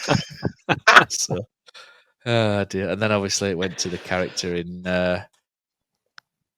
in Fight Club as well. So I used to get that. So anyway, just last order of business. Town Women lost 3-1 to the Chestessers today, unfortunately, to get knocked out of the FA Cup. That's twice Leeds have got the better of Town Women, but do you know what? I still think Town Women have the better side. So it's a source of frustration, that one, but I'm sure they'll be back. And I still fancy Town Women to win the league this year and get back to a level where they were before they were relegated. About I think this is the second year, isn't it, in the Northern Prem first? I think I saw somewhere the other day that potentially their one of their games, where they potentially, if they carry on, could get promoted, coincides with a town home game. So it'd be interesting to see if that is the case. If they look to maybe do a double header or something like that. I don't know if you're allowed to do stuff like that, with EFL regulations and all that sort of stuff. But I'm sure they've done it in do it in rugby league a lot. They do it in rugby league a lot.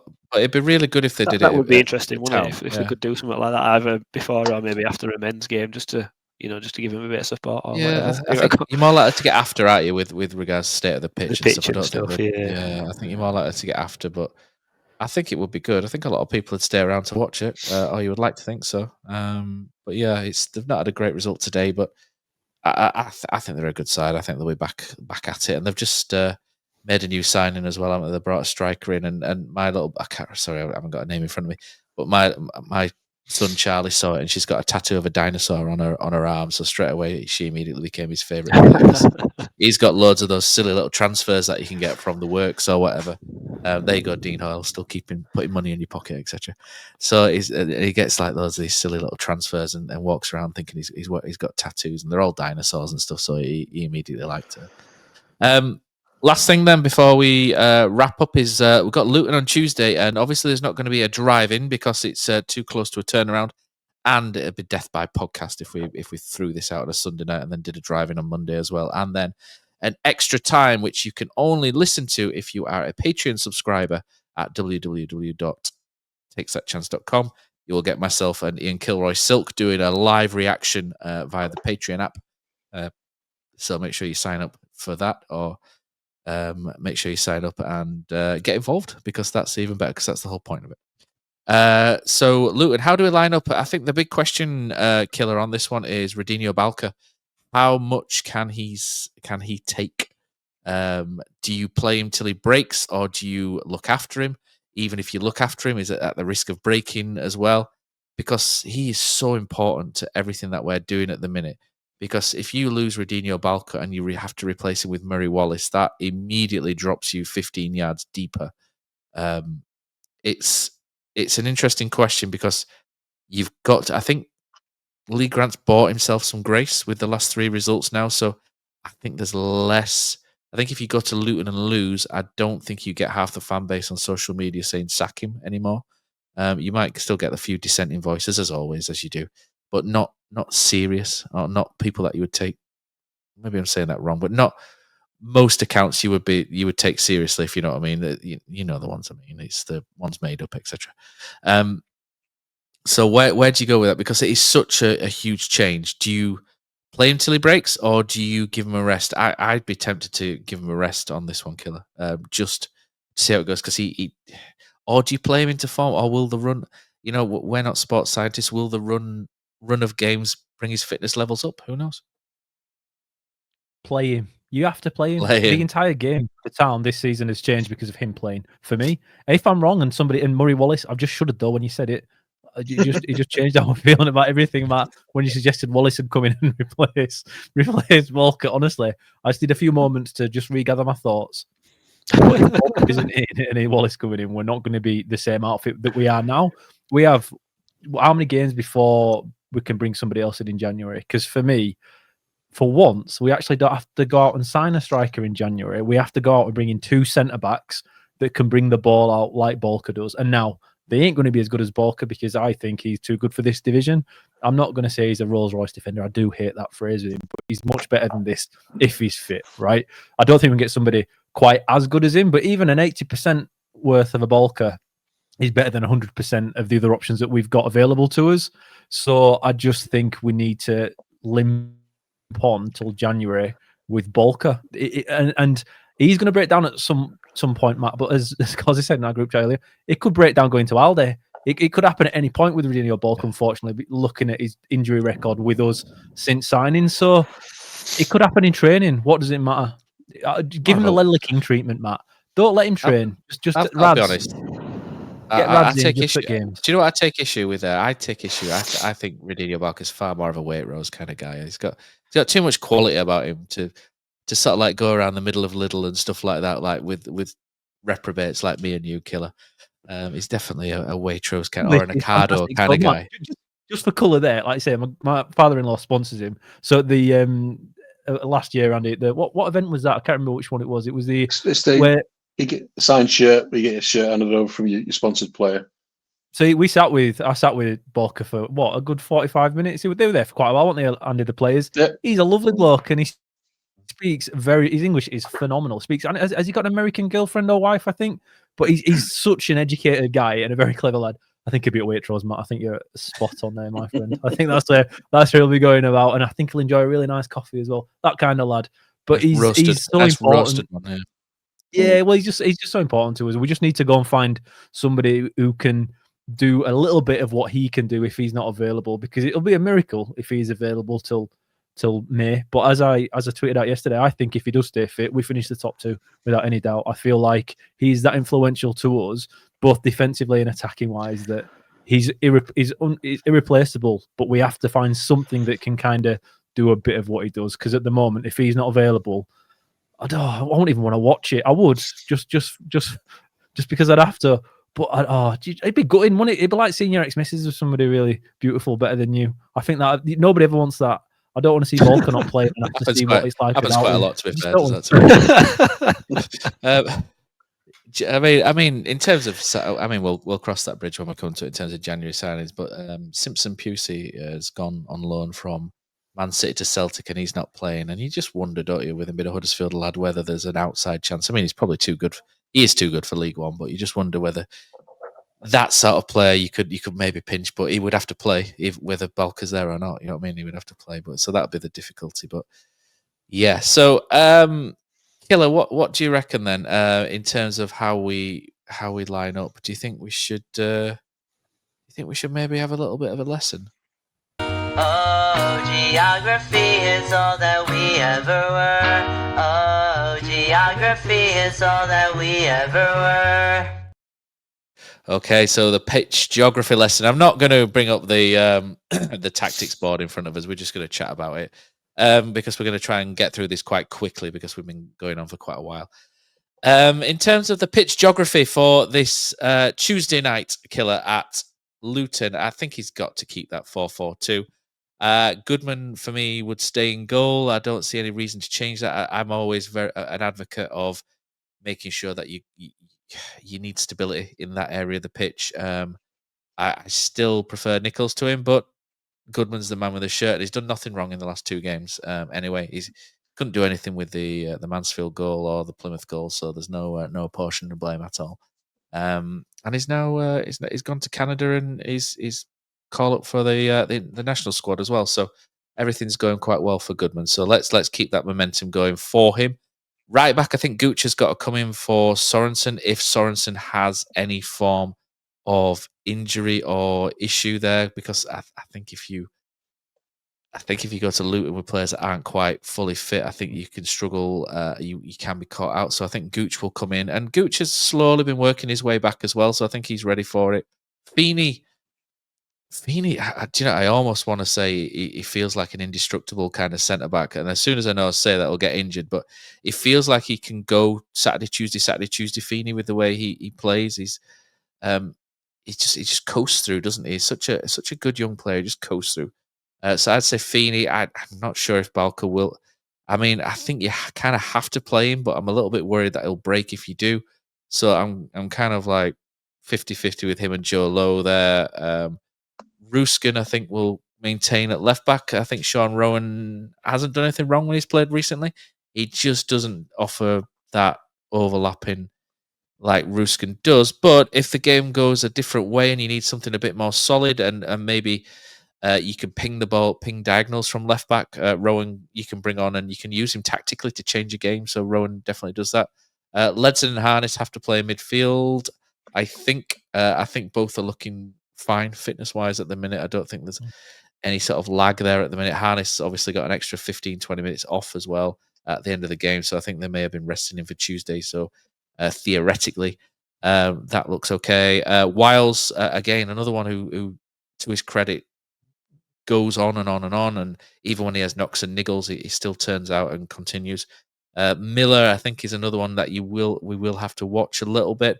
But again, he was taken off, wasn't he, and given some time off, and Ashia came on. So I think Miller will start. Bojan will start up front. And the question is, does Alfie May come back? Poz? I don't think he does. I think he comes on the bench, though.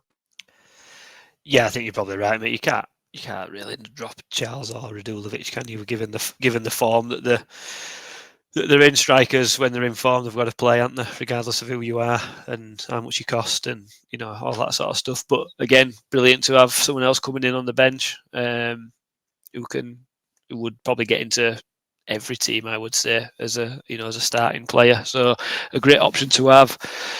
Similar to Dion Charles, I suppose, isn't it? So, do you tell Dion to go out there for 60 minutes and run himself into ground, chase everything, etc., and then look to bring on Alfie May? Because I know if I were a centre half and I'd just chase somebody around for 60 minutes, probably the last person in that league I'd want to see appear on pitch would be Alfie May. So it'd be interesting to see how Grant attacks it, because pre-season obviously Luton were favourites, or certainly up there with us as favourites to win the league, and they've not had a great time of it. Certainly worse than what we have. They've got pumped 25-0 against Barnsley on Saturday.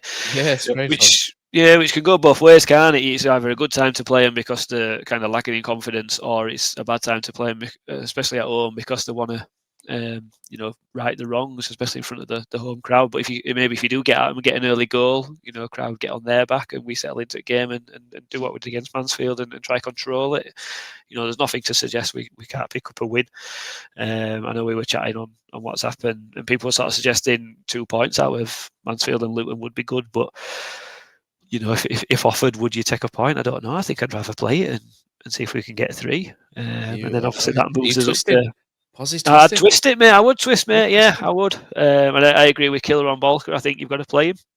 Again, he's on form, and you kind of see how he goes. And if he looks to be struggling, then you whip him off, don't you? But again, you can't protect everybody all the time. Sometimes they've got to play, haven't they? And I think he has been such a big change in how we have played. It's too risky to not play him and then almost kind of slow down the steam train, if that makes sense. Does it take the wind out of the sails, and do we revert back to what we've been used to? And that'd be a bit of a shame, really, wouldn't it? So play him, see how he goes. Just keep an eye on him, and if he's struggling in any way, shape, or form, then so I've got a box of sports tape here wrap him up, mate. Kinesiology. If Radio Balker wants to borrow this, and we can just wrap him up head to toe in this kind of stuff, just to make sure. Make him look like it's blue, isn't it? Make him look like a Smurf. Just full blue. Get him out there and see what he can do. But it was interesting when you were talking about Balker before, though, because I believe his national team's just qualified for World Cup, so that'll be on his. Playoffs? Sorry, that'll obviously be on his mind, and that can go one or two ways, can't it? Because it's like that old couple of games before a cup final. Do you kind of play within yourself so you don't get injured, or do you really go out there and make a stake for your place and stuff? So it'd be interesting to see how that affects him. But yeah, I think we can go down there and the feel good factors around, and why not go down and go for it? It looks like he's enjoying himself to me, does Balker, at the minute. He's playing like last year when he played. He didn't look like he was quite enjoying himself, did he? But he looks a little bit different this year, and I don't want to jinx it, so I'm going to touch wood and turn around, etc., etc.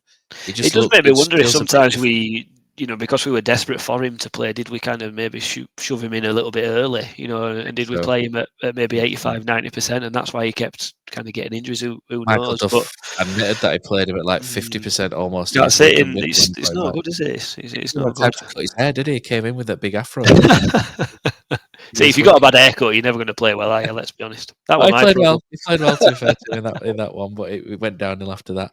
Right, let's go for some predictions. We'll go for some score predictions. I think we think the team will be as similar to what it was as possible. I think the only one I've mentioned there is potentially Gooch coming in for Sorensen if he has an injury. Prediction-wise, Andy, I'll go to you first. How do you see it going on Tuesday night? Unlike the England cricket team, we are going to block the shit out of it. So I think we're going to give it that. We're going to leave. We're going to play for the draw. I'm making a few changes. I've got Gooch in. I've brought Joe Lowe back in because I'm worried about Balker, so I'm wrapping him up. I think they'll bring Asher in for Miller because his hamstrings could pop at any time. Pretty much unchanged apart from that. So I think 1-1. 1-1. Kilroy? Perfect time for us to face them. Luton you can tell looking at Luton's. If you watch the highlights, if you look at the way they play at the moment, they are culturally gone. They are a basket case of a club. Looking at the players, and obviously they've got a new manager in there. The fans are okay at the moment with him. They beat Stockport a couple of games ago, I think 3-0. Then they drew with Rotherham before getting absolutely battered at Barnsley, and the fans will be expecting a response. This is the game where Town go with what we went with against Mansfield. Have a go at them. Have a proper go at them, because if you want to win at Luton, you have to get the fans against them. And if we start well, if we start fast like we did against Mansfield, maybe not 3 goals in 17 minutes again, but if we just make it hard for them and really press high and just give it everything we've got, I think this is one where Luton could fall apart again. I just feel like they are a team very much in turmoil like we were at the end of last year. And if we go about it in the right way, there's no reason why we can't win, and I think we will. I've got a 2-0 Town win on this one, and I think we'll go at them. I don't think it will be a blocker, Andy. I think it'll be more of a coming-of-age kind of game for Lee Grant and Town this season, as long as it's the team we expect, which is, just gooching for Sorensen, I think. But then it'll be nice to see as well, or not nice to see, interesting to see how much of an influence Sorensen does have in the entire team as well. In regards to him going high and wide, because we were talking about Ledson and Harness playing well and Miller and Ruskin play. We've got partnerships all over the team now. You've got Balker and Feeney, you've got Wiles and Sorensen, you've got Charles and Radulovic. Every single aspect of our team has good partnerships, and that is what makes a really good team, and that's what brings win after win after win. But I'll stick with a 2-0 win, Matt. I'll go with a Charles goal and a Radulovic goal, because there's pressure now. With Alpha Male on that bench, you are one game not scoring away from not playing the next one. So I've got 2 goals for the strikers, and 3 points, 6 points out of these 2 games would be a nice turn of events, wouldn't it? Moisey? I reckon, similar to Kill. I think we go down there, we go for it. I'm going to 4-4-2 it. Probably just the one change. Sorensen out for Gooch, as everyone else has said. It's an obvious change. It's an easy change. Get at them. Get the crowd on their backs. Long throw in. Radulovic flick on. Someone taps it in. 1-0. I'm happy with that. We'll take that. Reed with his shoulder tapping. Yeah, let's go. Let's just get let's just get the 90s kits back and find them black and red kits and playing that, and let's just pretend it's 90s again. Let's just have a good time. But no, I think Killer's right. You've got to go to Luton and you've got to put it on them, haven't you? Get the crowd, get the crowd turned. They seem a little bit like us, don't they? Kind of maybe 18 months ago in regards to how they are. Kind of came down and. Not really done out and gone down again, and they're just seeming a bit of a strange place at the moment. So they're definitely there to be picked at. So let's go down and go for the win and see what happens. Yeah, they've definitely got a strange. I think in terms of, I think it sends the wrong signal if Town go there and try and defend. So I think Town have got to go there and play like they have in the last 3 games, because I think if Lee Grant differs in his approach, I think the players' belief in what they're doing will drop, so it'll be harder to pick it back up again next time around, if that makes sense. So I think Town have got to continue in the same vein. They've got to go for it.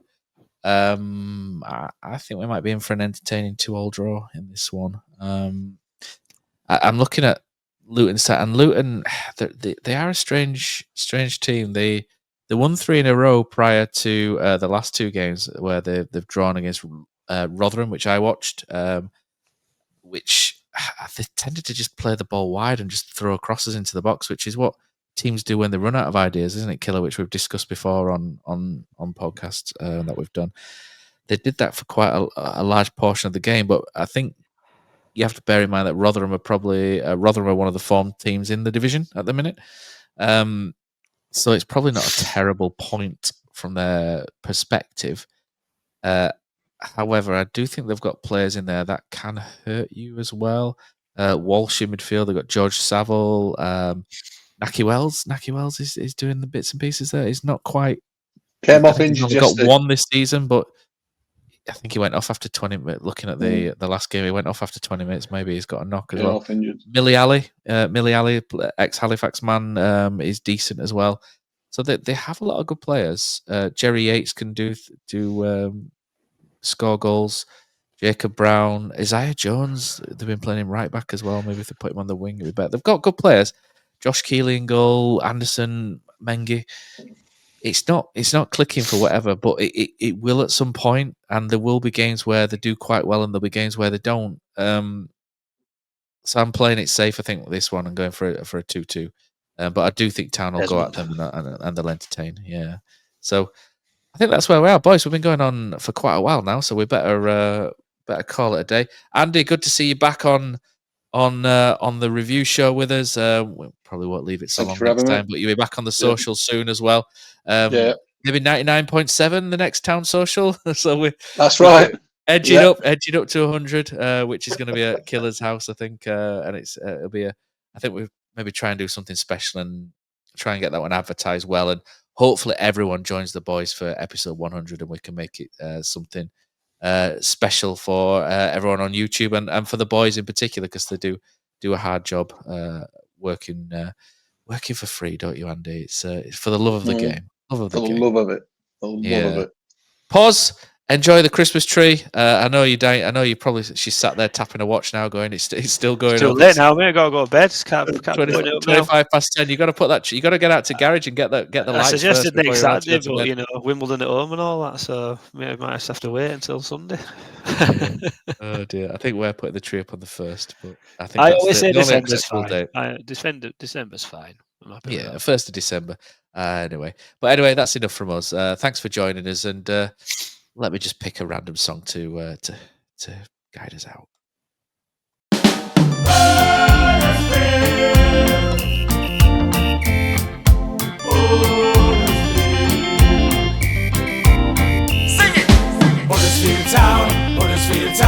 Huddersfield blue and white. Huddersfield town, everything's gonna be alright. Huddersfield town, Huddersfield blue and white. Huddersfield town, everything's gonna be alright. Don't want no Man United, don't want no Liverpool, don't want no Arsenal. All we want is Huddersfield town, Huddersfield blue and white. Huddersfield town, everything's gonna be alright. Huddersfield Town, Huddersfield Town, Huddersfield blue and white. Huddersfield Town, everything's gonna be alright.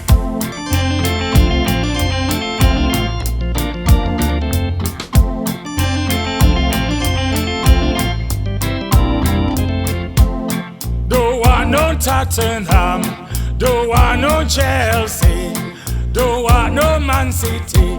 All we want is Huddersfield Town, Huddersfield Town, Huddersfield Town, Huddersfield blue and white. Huddersfield Town, everything's gonna be alright. Huddersfield Town, Huddersfield blue and white. Huddersfield Town, everything's gonna be alright.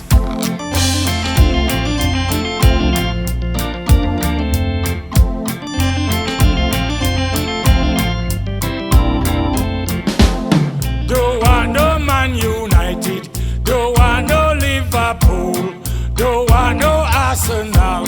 All we want is Huddersfield Town, Huddersfield Town, Huddersfield Town, Huddersfield blue and white. Huddersfield Town, everything's gonna be alright.